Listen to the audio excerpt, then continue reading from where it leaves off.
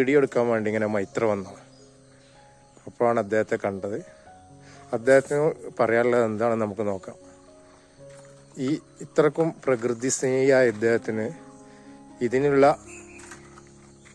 Energy കിട്ടിയത് എങ്ങനെയാണെന്ന് നമുക്ക് അദ്ദേഹത്തോട് തന്നെ ചോദിക്കാം. സ്ഥലം മൈത്ര, കോവിലപ്പറമ്പിലെ. നിങ്ങളുടെ പേരെന്താണ്? ഗോപാലേട്ടൻ. എന്താണ്? ഞാനൊരു മ്യൂസിയം ജീവനക്കാരനായിരുന്നു. റിട്ടയർഡ്. തിരുവനന്തപുരം മ്യൂസിയം മ്യൂസിയല്ലേ, അവിടെ വർക്ക് ചെയ്തിട്ടുണ്ട്.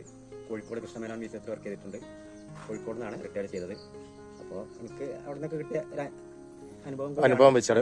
പിന്നെ പാരമ്പര്യമായിട്ട് തന്നെ എനിക്ക് അങ്ങനെ എൻ്റെ അമ്മയിൽ നിന്ന് ഇങ്ങനെ ഒരു ഇത് കിട്ടിയിട്ടുണ്ട്. അമ്മ നല്ല ഒരു കലാകാരി. അതായത് ഇപ്പോഴത്തെ പുതിയ രീതിയിലുള്ള കല എന്നല്ല, അവരവർ ചെയ്യുന്ന കാര്യങ്ങൾ നല്ല കല ആർട്ടിസ്റ്റായിട്ട് ചെയ്യുന്ന ഒരു അമ്മയായിരുന്നു എൻ്റെ അമ്മ. അതായത് അങ്ങനെ ആണ് എനിക്ക് അത് പാരമ്പര്യമായിട്ട് കിട്ടിയത്. പ്രകൃതിനെ സ്നേഹിക്കുന്ന ആളുകൾ വളരെ ചുരുക്കമാണ്. പക്ഷേ നിങ്ങൾ അതിനൊരു വ്യത്യസ്തമായിട്ടുള്ളതാണ് എനിക്ക് കാണാൻ കഴിയത്. അപ്പോൾ ഇതിനോടുള്ള ഇതെന്താണ് നിങ്ങൾക്ക് ഒരു മെസ്സേജ് ആയിട്ട് കൊടുക്കാനുള്ളത്? അങ്ങനെയാണ് ഇത്. വീടും പരിസരം വൃത്തിയായിട്ട് നിൽക്കുമ്പോൾ നമുക്ക് മാനസികമായിട്ട് സംതൃപ്തി വരും. പിന്നെ ഇപ്പോഴത്തെ പുതിയ പ്രകൃതിജന്യ രോഗങ്ങളൊക്കെ ഉണ്ടാകും, ഷുഗർ, പ്രഷർ, കൊളസ്ട്രോൾ, ഇങ്ങനെയുള്ള രോഗങ്ങളൊക്കെ ഉള്ള ആൾക്കാർക്ക് അത് നമുക്ക് മാനസികമായിട്ടൊരു സംതൃപ്തി, രാവിലെ എണീറ്റ് വരുമ്പോൾ ഒരു കുളിർമ നമ്മുടെ മനസ്സിലുണ്ടാവും.